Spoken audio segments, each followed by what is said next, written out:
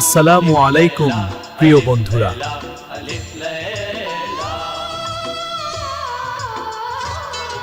মাহে রমাদান আমাদের জন্য রহমত ও মাগফিরাতের মাস।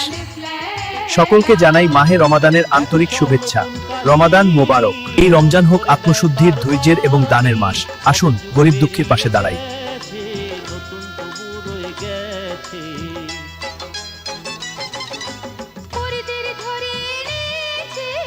রমজানের প্রতিটি দিন হোক আমাদের জন্য আমলের সুযোগ, আল্লাহর সন্তুষ্টি অর্জনের পথ।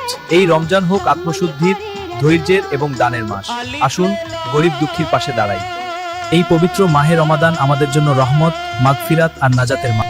চলুন আমরা সবাই রোজা রাখি, বেশি বেশি নামাজ আদায় করি, কুরআন তিলাওয়াত করি এবং গুনাহ থেকে বিরত থাকি।